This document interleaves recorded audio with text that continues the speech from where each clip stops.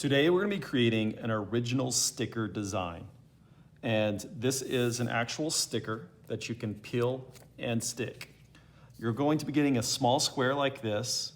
And the first thing that you've got to do is just think about what are you going to want to create. I want this to be something that represents who you are, your style, your personality. And I also want it to show off your drawing and coloring skills.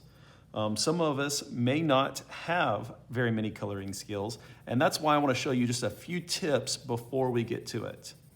The first thing to know is it's really hard to erase any colored pencil, so to go slow, make sure to know where you're going to put down your color and what color scheme you want before you even get to it.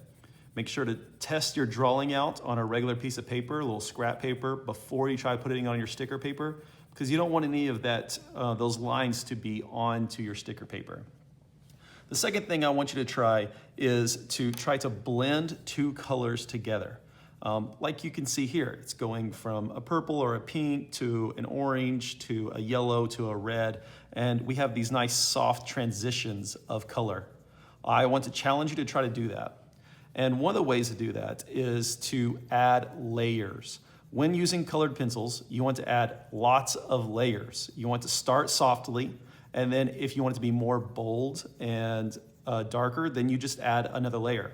If you want it to be even more bold and more dark, then you just add another layer. Sometimes you'll have 10 or 12 layers where you've colored over the same thing with the same color over and over, but I promise you it's worth it. Take your time. It's going to make it look smooth where you can't see any of your streaks of your strokes that you're laying down. You don't want any of those streaks in a nice transition of color. Also, if you're going to lay this green on top of this yellow, you first want to start with a nice soft yellow layer and then put the green on top and then come back over with the yellow layer nice and soft on top. You'll also notice that I'm not holding my pencil straight up and down and just pressing hard the same way I write. I'm holding it in my hand, kind of like this, and then I'm extending it out and holding my thumb, and I'm using the side of the colored pencil at a light angle. I'm not straight up and down. And this allows me to color softly and also for it to lay itself out kind of over a larger area that isn't necessarily just straight up and down creating streaks. Notice I'm going back over this green that I just laid down and over the middle section where I've already layered them and back over here in the section where I've already colored the yellow. Now I'm going to put pink on the very edges, so I'm not going to color there. The second thing is try to not layer more than two colors. So if I'm layering the green with the yellow, great. And then over here, I may be layering the pink on top of the yellow, but I'm not gonna layer the pink, yellow, and green all on top of each other because it starts to get a little muddy. So we want to stay away from that. Keep it nice and crisp and clean. Make sure to take your time. This project, you have over an hour to work on this, so take your time, go slowly, think about your design, think about your color scheme, think about the spots that you want to be bold and the spots that you want to be nice and smooth. So you can see here, I'm gonna layer this pink on top of the yellow, just on these edges. And to get in the tight spots, you may have to pick your pencil up at a bit more of an up-down angle.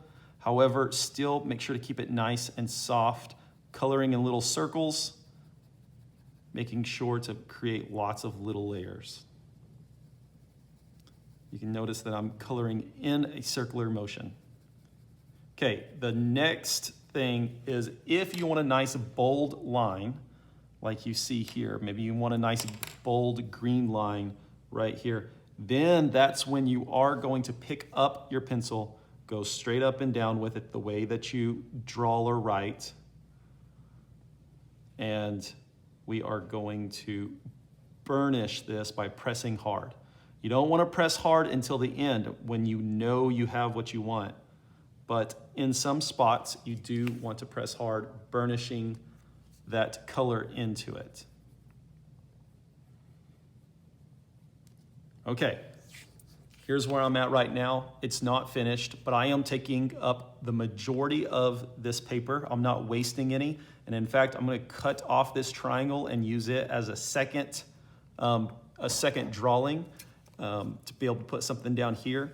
And then I'm going to cut it out. When I'm cutting it out, keep your scissors slightly open. You don't ever want it to be closing all the way down.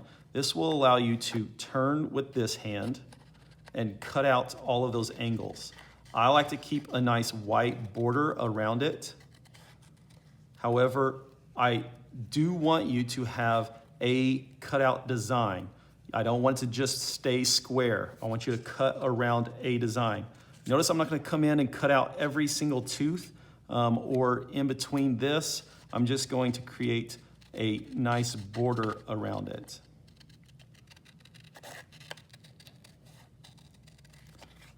Okay, this is how I have decided to cut this out. I want you to think about how you are cutting yours out and have that in your final design.